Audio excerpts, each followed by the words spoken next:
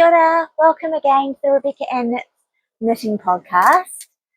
It is Monday the 9th of June and we've had 1 week now of the Kiwi MAL, Kiwi Makealong that I'm a part of, and I just wanted to tune in today and give you an update on all of my projects. I'm going to endeavour to podcast every Monday for the next sort of 5-6 weeks, because I know my roster from now till then allows me to do that.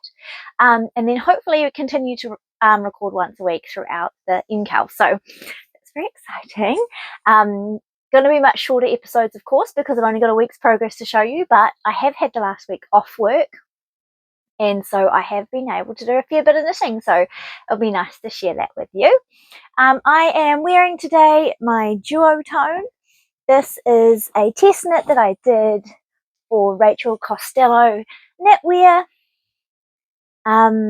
It's this cool drop shoulder construction boxy sweater that has these solid duotoned.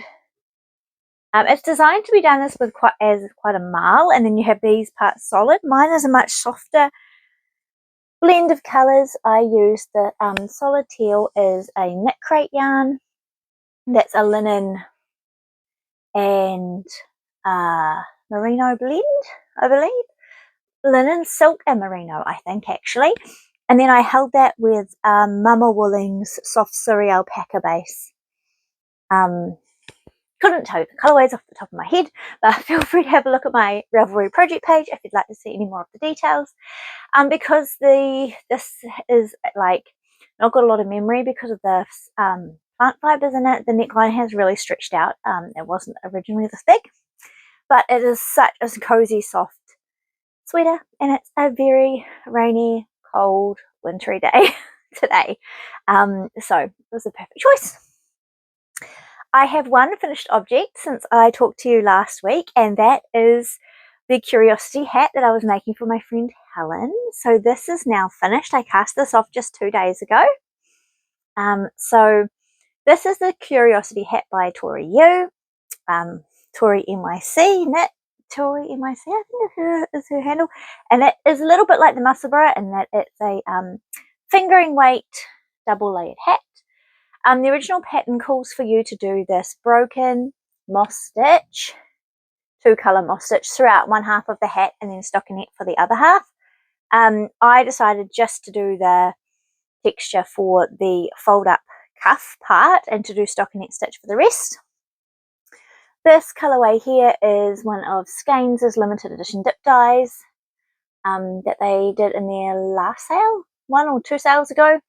And then this is also a Skeins yarn. This is their Flight Merino in the natural colourway Kiwi. That's an undyed superwash merino, and this is a dyed superwash merino. And then they're both used through that centre part. And yeah, you just kind of pop one side inside each other, side of the other, and then turn the cuff up, and you're good to go. You've got a double layered fingering weight hat. There's quite a lot of stockinette in the round, so it's not the fastest knit, and then especially with the 2-colour texture, that does take a little bit more time. Yeah, but it's really beautiful. Really happy with how that turned out. My only disappointment is my beginning of round is not as tidy as it could be. You can definitely tell where that was, even though the stitch pattern is correct. It just doesn't look as neat as the rest of it, which is a bit of a bummer, and that's part of the downside of using... Oh, I actually didn't use magic loop. I knit this on a 12-inch circular until it got too small for the decreases, so I did do magic loop for the decreases, but for the majority of it I used a 12-inch circular, and I was hoping that that would not give me this issue, but still happened. Do I have it with me? Still in the little project bag? Yeah. Nope, that's the... Here it is. This one here. These are Chigoos, and I like the 12-inch one. I brought a whole set of these to use for sleeves, but I prefer magic loop now. But they are good for hats because they do have that little bend, so they can sit quite comfortably in your hand. But you need at least 90 stitches I've found to fit around this.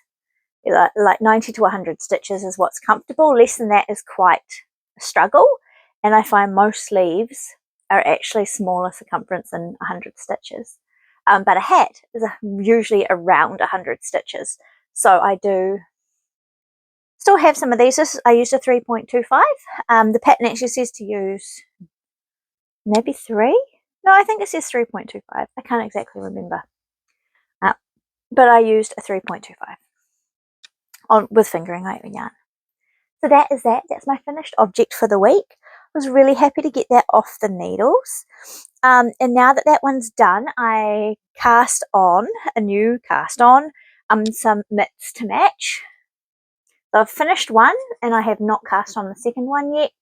This I based on the Cloudburst gloves, which is a free pattern that does have a lace work pattern through the front here on the original, and I didn't do the lace work because I wanted to put in, sorry, I've got a stitch marker stuck here, the slip stitch, and I wanted them to be warmer. Then I felt like they wouldn't be very warm if they had the lace in it. I haven't done all my ends, of course, yet, but there you go. So I've just used a combination of those colours again and the slip stitch on the cuff. Not slip stitch, broken moss stitch. And I didn't do a rib. I just did a couple of rows in the kiwi and then cast it off. And I'm expecting that to curl just a wee bit once it's locked. But yeah, so that's 1 out of 2 gloves to match. So these can count for the make along because these were a new cast on. This was already a whip, so I couldn't count that one, but I am counting the gloves because these are kiwi yarns. So I'll make another one. I have this much left, so it should just make it through, I think. And I'm using these. This is the one that calls for 3mm needles, but I'm using 3.25, and I slightly regret that because I thought I'll get the same gauge as the hat and that will be great, but they are a little bit on the roomy side, so hopefully they do fit my friend Helen. If they don't, I'll probably recommend she puts them through the dryer. I know that's a crazy thing to say, but this is machine washable, like superwash merino, and it should not felt, but it might just shrink it up, just make it a little bit firmer. That will be a last resort, we'll see.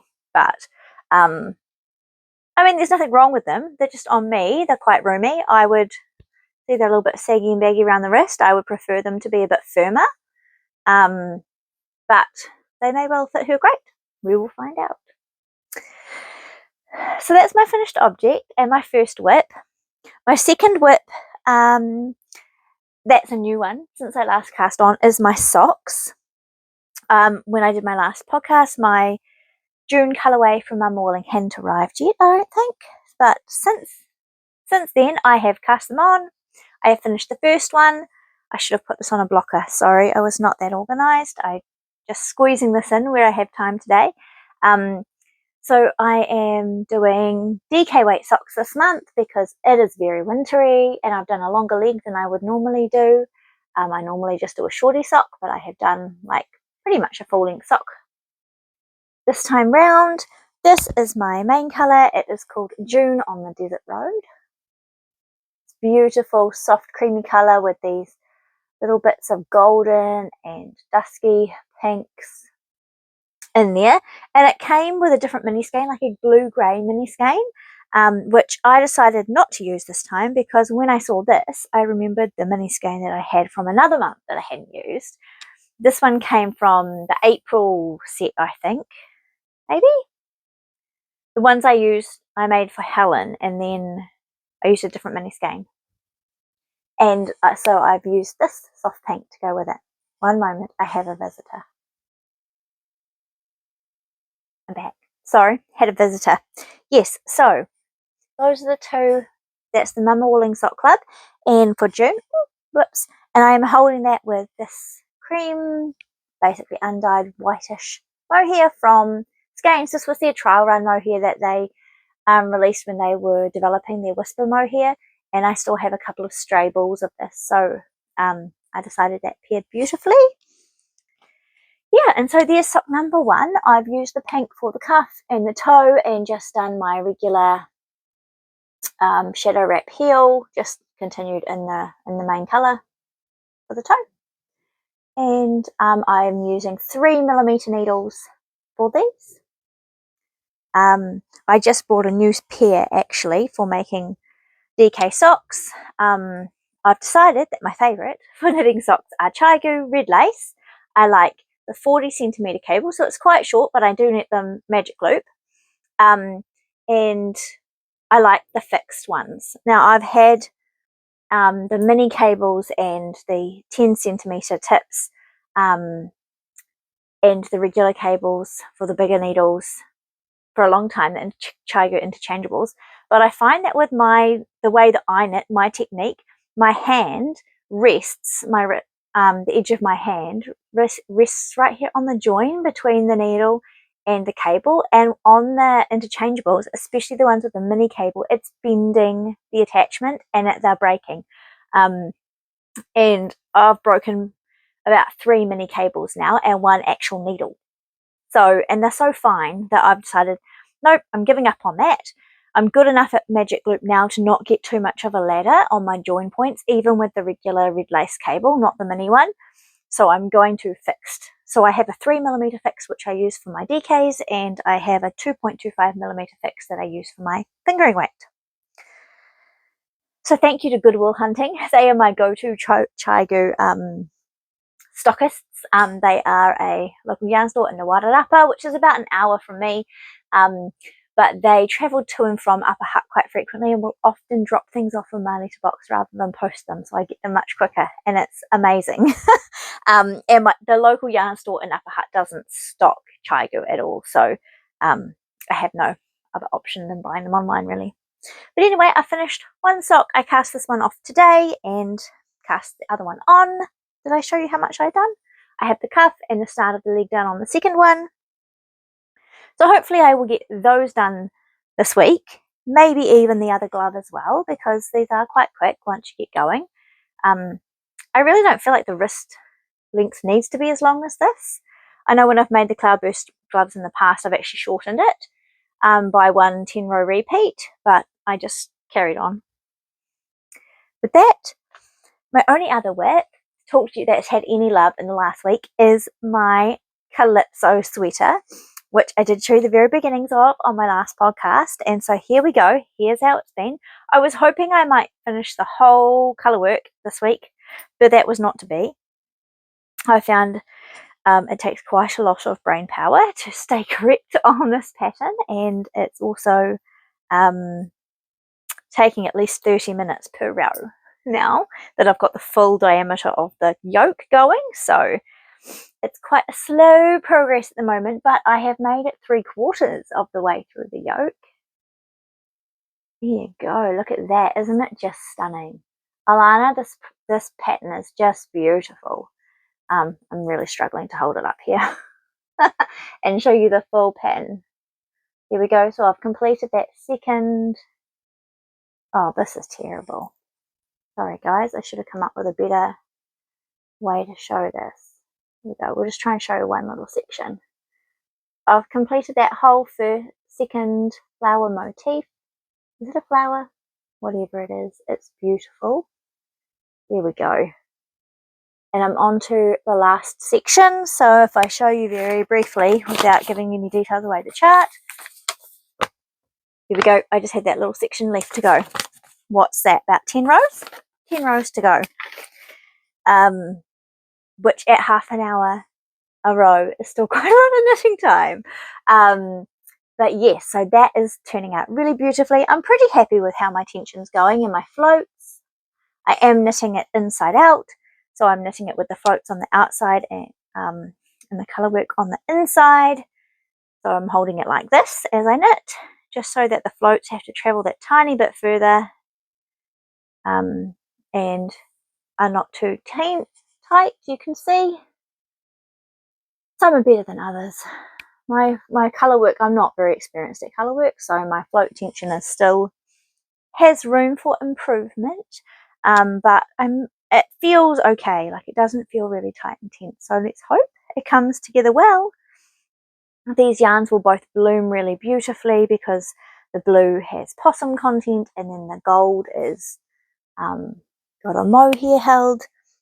This, if you didn't see my last episode, the blue black is this giant cone that is back here, and that is from Wool Yarns. It's a wool and possum fibre blend. And then for the gold, I'm holding 2 yarns together. I have them in this little pouch so that the cakes don't undo themselves. The bright gold is by Miro Yarns, and it's a linen and alpaca and silk blend, I believe. And I've lost the wool band. And this one here is the colourway is called Kate Moss. This one's called Golden something. Did I keep the tag? I took a photo of it. I don't know if I still have the tag. It's not in the bag. Anyway, this one is by Prosper Yarn. It is their mohair silk, and it's called Kate Moss. Yeah. So I am absolutely thrilled with how it's coming along. It's really graphic and beautiful and exactly what I envisaged when I started this. So I'm really excited for that. I'm really looking forward to, I'm enjoying the colour work, but I'm also really looking forward to being finished the colour work so that I can just enjoy miles and miles of stocking. And that's probably why I've finished a glove and a sock as well in the last week, because I needed some miles and miles of stockinette to go along with the colour work, which is stockinette, but it's just more involved. One other thing to share with you is one of my good friends, Sarah. I made this sweater for her many years ago now. It's called Moon of My Life, and I cannot remember who the designer is, but it was a free pattern on Ravelry. And it has been well worn. She loves it, but the body has got too short. And all her wearing and washing of it, it's kind of bobbled up a lot and not felted, but like all the fibres have kind of condensed and shrunk up, as is tend to do. And she asked me this week if I could by any chance lengthen it. Now, lucky for her, I made this using a cone of yarn, which I haven't used the rest of yet. And so I have the exact yarn that I used to make this.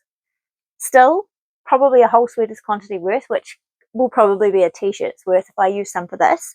But I am going to try and probably just cut off the ribbing, pick up the stitches, and then add about 10 centimetres to the length. So that's a challenge for me. I can't say I've done that in recent history. The sleeve's a little bit on the short side too, but the body is the worst. So it also needs a really good depil. I mean, look at this. This is a beautiful cone. It's Australian merino, 18 micron, so really fine. It came with 2,000 meters on the cone, and I've used it for this. So it's probably got maybe 1,000 meters left, 600 grams. And I brought this from a Skeins pop-up sale, but I believe from what I was told at the time, it's Australian merino from, I can't remember where, somewhere in Australia. But I could be wrong. That's whether my memory is correct, but it's 18 micron merino anyway. And so I will use that, since I still have it, to add something to this. So maybe once I finish the gloves and the glove and the sock, this will be my stockinette. It's just all going to be blues, isn't it? And try and get that back to my friend before she needs it for the winter. Well, she could probably do with it now, but I'll get it done as soon as I can. Said friend has actually just started learning to knit as well. I gave her some yarn to knit a cowl, which she's just finished, and next up she wants to knit some socks. So that's very exciting. I shall be spending some time with her. I'm going to gift her some sock yarn from my stash and set her up to knit some socks, probably just stockinette socks. And I thought I'll teach her to do an afterthought heel rather than a heel flap and gusset.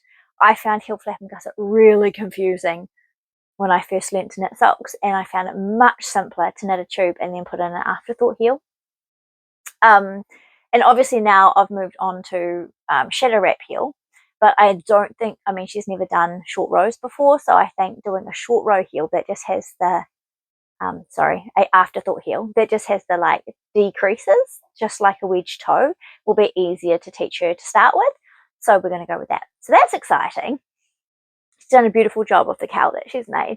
And I gave her some Wild Earth yarns, recycled yarn for that.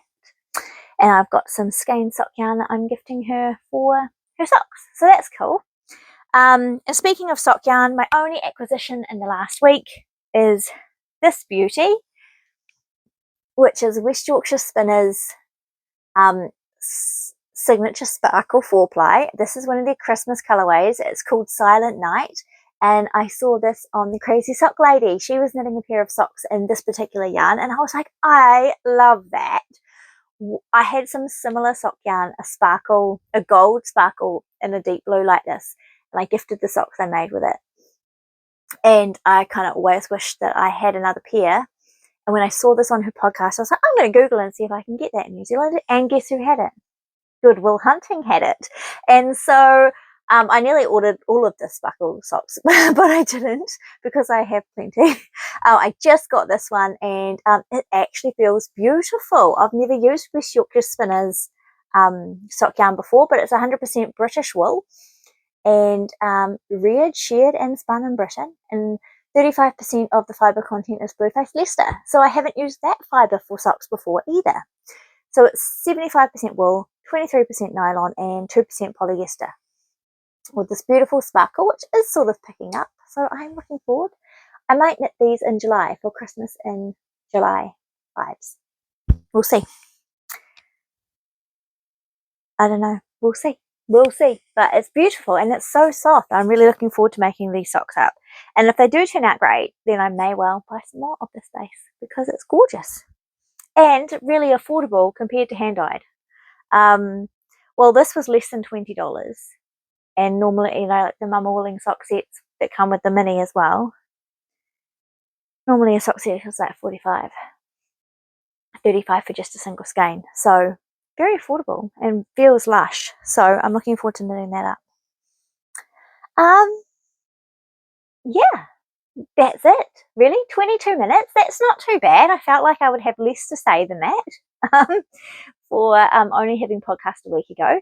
So yeah, I'm really excited to keep working on these projects for the Kiwi Makealong. Obviously, this doesn't count. Many of my other whips that I have on the go already don't actually count towards because they're not New Zealand yarns or they're already whips. So I'm kind of like putting some things on the back burner and like focusing on the things that are using Kiwi yarns and new cast-ons, which is all very exciting because I love a new cast-on.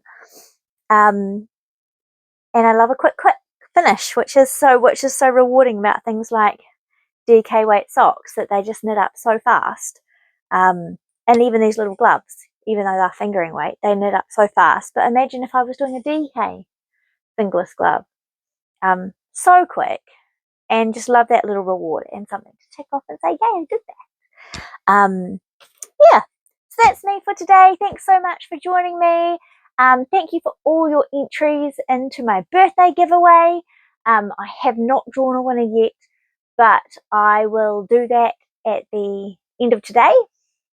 And I will pop in at the end here a screenshot of who is the winner when I'm editing this video. So if you see your name flash up on the screen, please get in touch with me. Send me a private message through my Instagram, Rebecca Ann Knits. And yeah, get in touch with me that way if you can, and I will get your details and send your prize out to you, which is remaining a mystery because it is. But get in touch and if you are the winner, and I'll put your name up on the screen. And thank you so much everyone for all your comments and for checking in with me and telling me what you've been making and what you're planning to be making.